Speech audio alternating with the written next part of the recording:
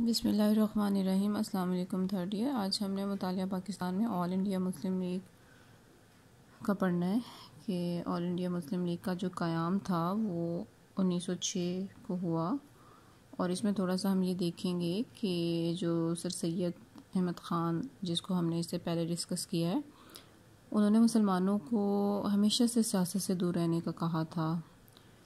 لیکن جب 20th century start ہوئی تو اس میں کچھ ایسی ایونٹس جو تھے وہ رونما ہوئی کہ مسلمانوں کو اپنی علیحدہ سیاسی جماعت تشکیل دینے کا فیصلہ کرنا پڑا تھا، اور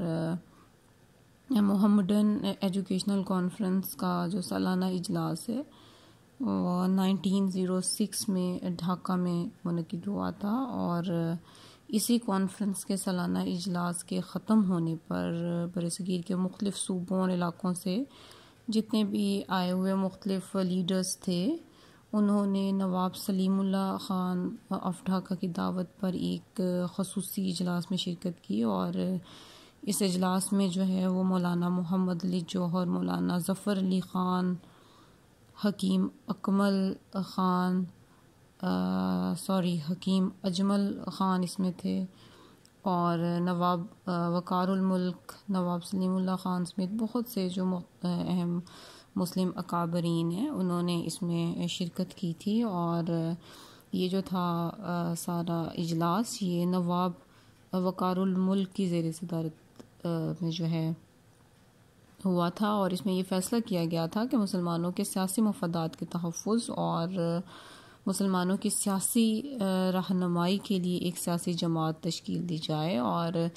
اس اجلاس میں نواب سلیم اللہ خان نے آل انڈیا مسلم لیگ کے قیام کی تحریک پیش کی تھی، جس کو متفقہ طور پر انہوں نے قبول کر لیا تھا، اور اس طرح جو ہے وہ 30 دسمبر 1906 کو مسلمانوں کی پہلی سیاسی جماعت آل انڈیا مسلم لیگ کا قیام عمل میں آیا تھا۔ اب اس کے قیام کے مقاصد کو جب ہم دیکھیں تو نواب سلیم اللہ خان نے مسلم لیگ کے قیام کے جو قرارداد پیش کی تھی اس میں اس نے جماعت کے جو آبجیکٹیوز کے حوالے سے کہا، انہوں نے یہ کہا کہ حکومت اور مسلمانوں کے درمیان بہتر تعلقات استوار کیے جائیں گے، اور مسلمانوں میں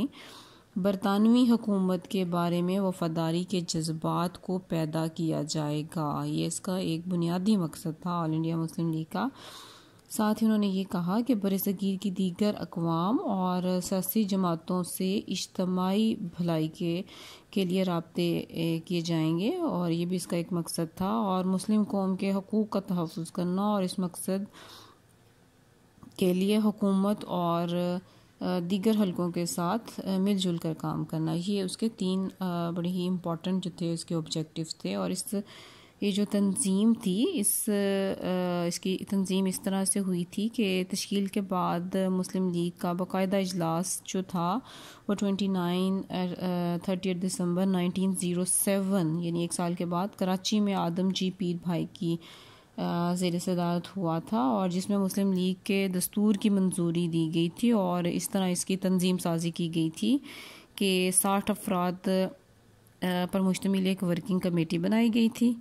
سر آغا خان کو اس کا پہلا صدر بنایا گیا تھا، اور سید حسین بلگرامی کو مسلم لیگ کا سیکرٹری جنرل چنا گیا تھا، اور جوائنٹ سیکرٹری جنرل محسن الملک اور وقار الملک کو بنایا گیا تھا، اور مسلم لیگ کی ایک برانچ لندن میں بھی قائم کی گئی تھی جس کا سربراہ سید امیر علی کو بنایا گیا تھا۔